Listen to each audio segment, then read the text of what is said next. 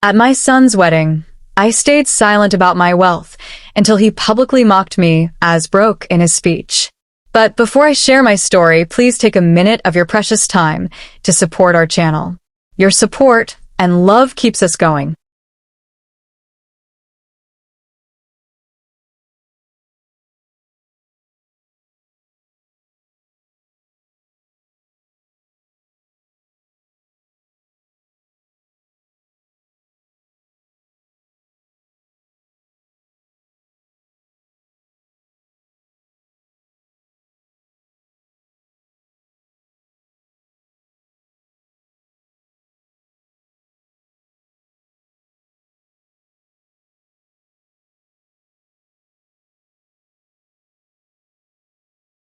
At my son's wedding, I overheard him whisper to his wealthy new mother-in-law, "She's just a washed-up nobody.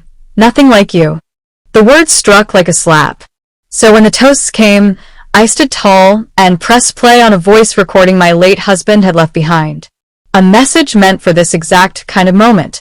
The ballroom fell into an uneasy silence. Glasses froze midair. You could feel the air shift. But let me rewind and explain how we got there. My name is Evelyn Carter, though folks back home in Detroit mostly call me Evie. I'm 63 years old, and until 3 weeks ago, I honestly believed my son Malik admired me. Turns out, I was clinging to illusions. The wedding was everything Malik had fantasized about since his teens.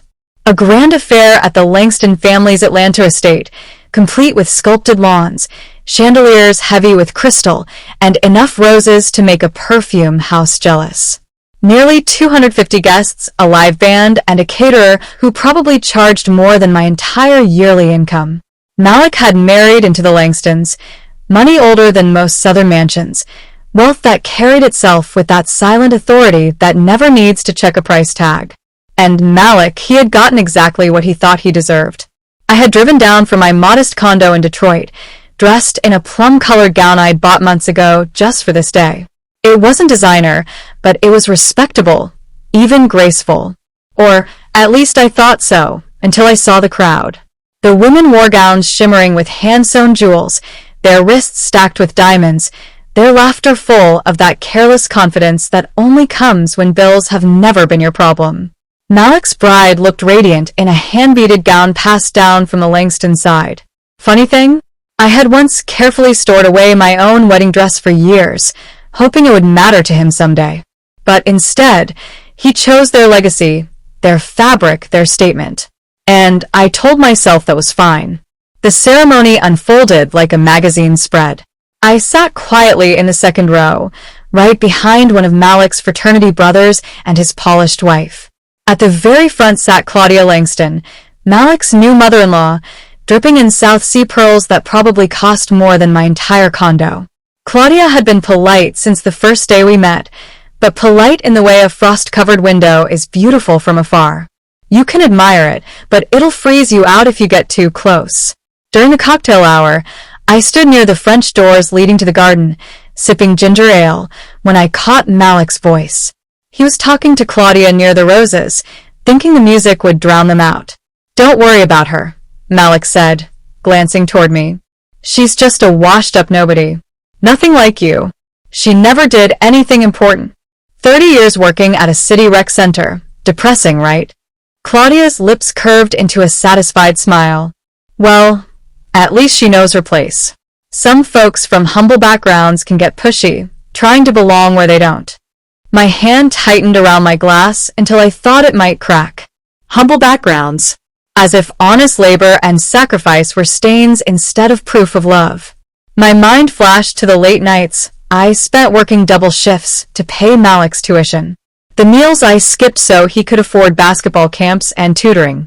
The sacrifices his father, Leon, and I made so Malik could chase dreams we never had the chance to touch. And that's when I remembered. The voice memo saved on my phone. Leon had recorded it just days before he passed. His voice had been weak, but his words were steady.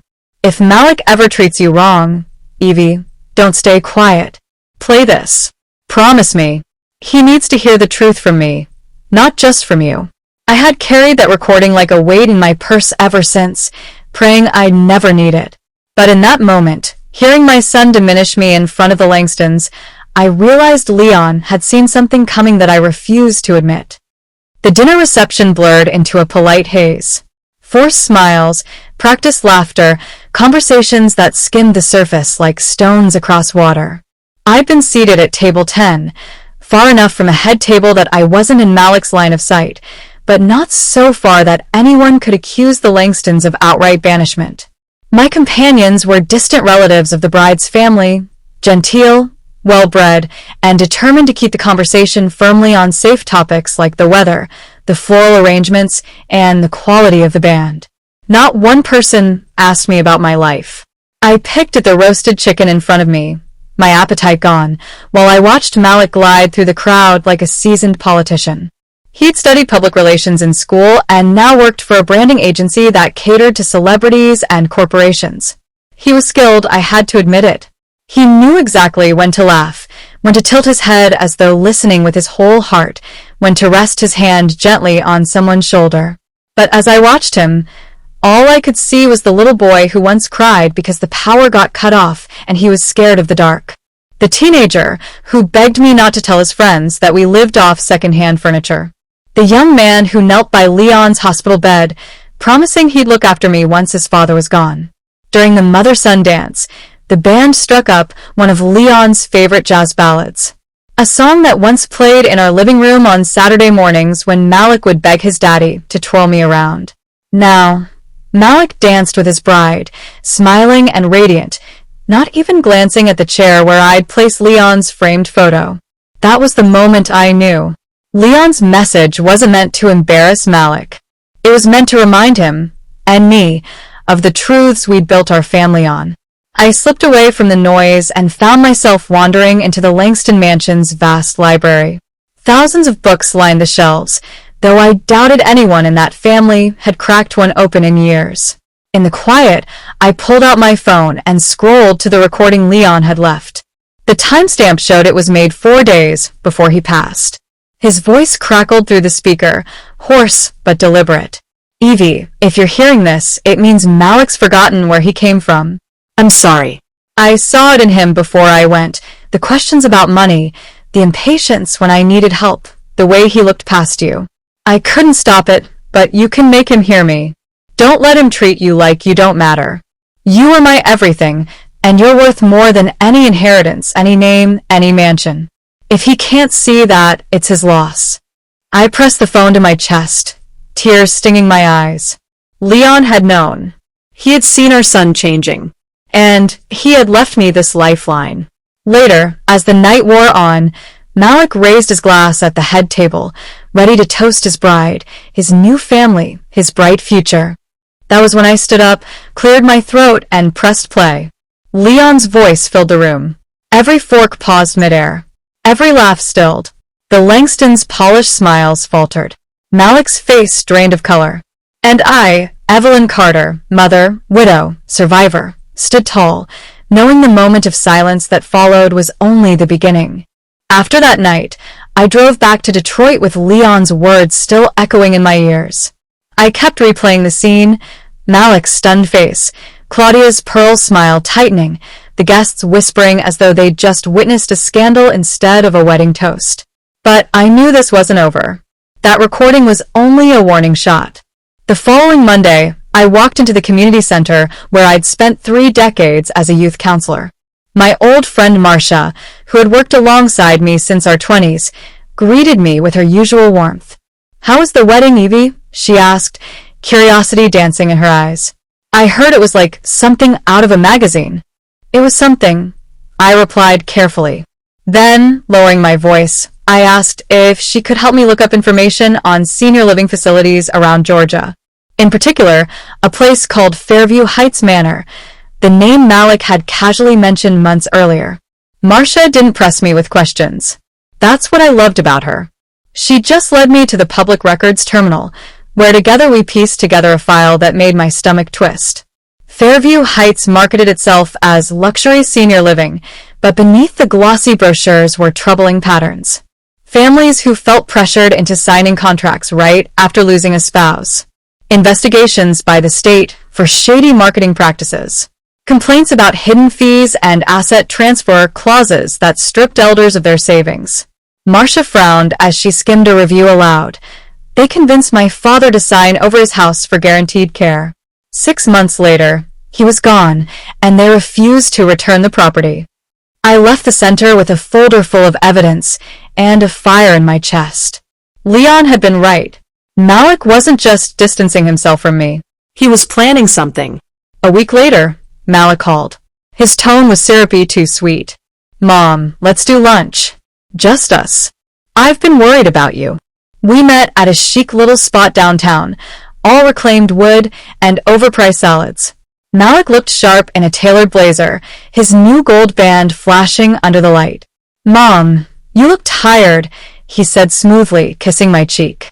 Living alone at your age, it's not safe. Claudia told me about this wonderful senior community. Very exclusive, very safe. We've already spoken to them. They've got a spot opening up. You'd love it. I set my fork down, keeping my face calm. And what exactly would this community require from me? Nothing complicated, Malik said, flashing that practiced smile. Just some paperwork. They handle everything, housing, meals, medical care. You'd never have to worry again. Plus, you'd transfer your assets, so it's all guaranteed. There it was. The trap. I leaned back in my chair, studying him. Malik, I raised you. I worked nights, weekends, holidays, so you could sit in those classrooms you brag about now. And you think I'm going to hand over the little security I built just to make your life easier? For the first time, the mask slipped. His smile tightened, his voice cooled. Mom, you're being unreasonable. What if something happens to you? A fall, a stroke, who's going to take care of you then? I'll cross that bridge when I come to it, I said. But I won't let fear or convenience decide my life. His eyes narrowed, and I could almost see Claudia's influence in his posture. But I also saw Leon's warning playing out before me, line for line. 2 weeks later, Malik called again, his tone clipped, rehearsed. Mom, we need to talk. Can you come by the house tonight? Claudia will be here. It's family business. The phrase made my stomach tighten, but I agreed. Leon's recording was tucked safely in my purse, along with the file Marcia had helped me compile. When I arrived at Malik's sprawling suburban home, the setup felt staged. Malik, his new wife Danielle, and Claudia were perched together on the sofa, leaving me a single chair opposite them. The air felt heavy like a courtroom. Claudia began, her voice smooth but commanding. Evelyn, we've all noticed some troubling signs. Forgetfulness. Missed calls. Small things, but concerning. Malik leaned forward, nodding gravely. Mom, we think you may be showing early signs of cognitive decline. Nothing to be ashamed of, but it's best to address it early. Danielle slid a folder across the coffee table. Inside were legal documents, power of attorney forms, asset transfer agreements, health directives. All lined up neatly, waiting for my signature. I looked at the three of them, and for a moment, grief nearly swallowed me whole. This was my son, the boy I'd sacrificed everything for, now trying to strip away the very independence I had fought to protect. I straightened my back. This is quite a performance. How long have you been planning it? Malik's smile faltered. Mom, this isn't a performance. We're trying to help you. Help. I pulled out my phone and pressed play. Leon's voice filled the room. Evie, if Malik ever tries to manage you like a burden, don't let him. He's been asking questions about our finances, about wills, about your future. He's planning, not for your good, but for convenience. Don't let him decide your life for you. The silence was instant. Malik's jaw clenched. Danielle looked stunned. And for the first time since I met her, Claudia's polished facade cracked. Just a flicker, but enough. When the recording ended, I set my phone on the table. Your father wasn't confused, Malik. He saw this coming. He knew exactly what you were becoming. Malik's voice shook. That proves nothing. He was sick. He didn't know what he was talking about. Leon was dying, but his mind was clear. I said firmly. And unlike you, he never treated me like an inconvenience. Claudia recovered her composure, her voice low and measured. Evelyn, emotions aside, the truth is you'll need care eventually. We're offering you stability. I slid Marcia's research folder across the table. Stability? That facility you're pushing has been investigated twice for exploiting widows and pressuring families to sign over estates. That's your solution. Malik picked up the papers, skimming quickly. His eyes darkened as he read complaint after complaint. Claudia, did you know about this? She shifted uncomfortably. Every business has critics. What matters, I cut in, is that you were so eager to warehouse me that you didn't care if the place was a vulture's nest. Danielle glanced between us, her expression uncertain. Malik, meanwhile, looked like a man caught between loyalty and shame. This isn't about you being safe, Mom, I said softly.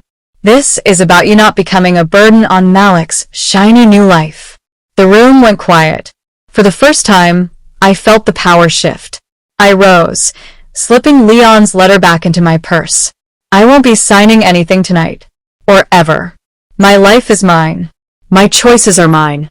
And if one day I do need help, it will be on my terms, not as someone else's project. As I walked to the door, Malik's voice cracked behind me. Mom, wait. But I didn't. I had finally realized Leon was right. Sometimes love doesn't mean staying silent. Sometimes it means making them face the truth. Weeks passed before Malik reached out again. This time, it wasn't with contracts or sweet-talking invitations.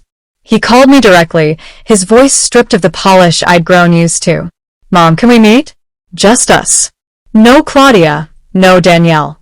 Please. I hesitated, but curiosity and a mother's heart made me agree. We met at a small cafe near the community center, neutral ground. Malik looked different, tired, unshaven, weighed down. Not the sleek man who had performed for the Langstons, but my son. He spoke before I could. I'm sorry, Mom. For what I said. For trying to manage you. For forgetting what you sacrificed for me. His hands shook around his coffee cup. I thought if I put you somewhere safe, I wouldn't have to face the possibility of losing you like I lost Dad. I was scared. And selfish. For the first time, I saw honesty instead of calculation. Malik, I said gently, being scared doesn't give you the right to strip away my dignity. I've been taking care of myself and you my whole life. Don't confuse age with weakness. His eyes filled. I know, and I want to do better. Over the next months, change came slowly. Malik began calling just to talk. He asked about my book club, about the seniors I still mentored at the center. And for once he listened. One Saturday, he even showed up with groceries and no hidden agenda. Danielle, too, softened. She started asking me about my stories of raising Malik, almost like she wanted to know the man behind the polish. Claudia remained Claudia, polished, distant, careful, but her grip on Malik seemed looser. 6 months later, Malik called with something unexpected. Mom, I want you to come with us on a trip next spring. Ireland. It's always been your dream, hasn't it? This time, you'll come as our guest, no strings, no conditions. Just family. I nearly dropped the phone. And Claudia's fine with this? She suggested it. Malik admitted with a weary laugh.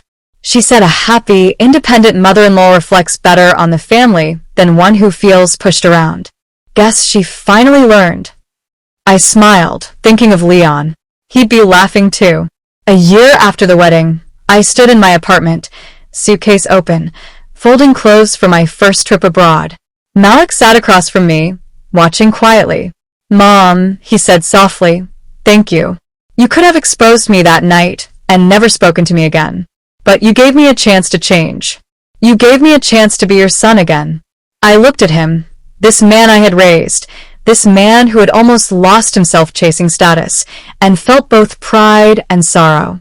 Leon always believed in second chances, I said. And so do I. But don't mistake this, Malik. I forgave you. Life teaches us that ever forget what I had to fight for. And independence are not privileges. Isn't negotiable. They are rights we must sometimes fight to protect. Tears bright in his eyes, even within our own families. As I zipped my journey was not just about exposing betrayal. From the sting of about reclaiming my son call me a failure, reminding her son, to the strength of standing up with Leon's words in my hand, without respect is empty. Her I was courage to packing stand not tall, as someone's burden, even when the people but as closest to Evelyn her Carter, turned cold. A woman who proves that chose her age own is life. not weakness. Tomorrow, And motherhood I does board a not plane mean bound for invisibility. Ireland. If this Not story as an moved afterthought, you, take a not as moment to someone reflect. managed into Who in invisibility, your life deserves but to as hear a their mother, value a before widow, it's too late? And a woman share who your thoughts in refused the to comments. disappear. Your voice matters. Leon had been right And all if you want to along. hear more The powerful greatest stories gift like this wasn't one, his letter, don't but forget the to hit reminder subscribe. that I was worth Turn on fighting for. notifications, And I had share this finally story learned with to believe it someone who myself. needs reminding that dignity is never negotiable.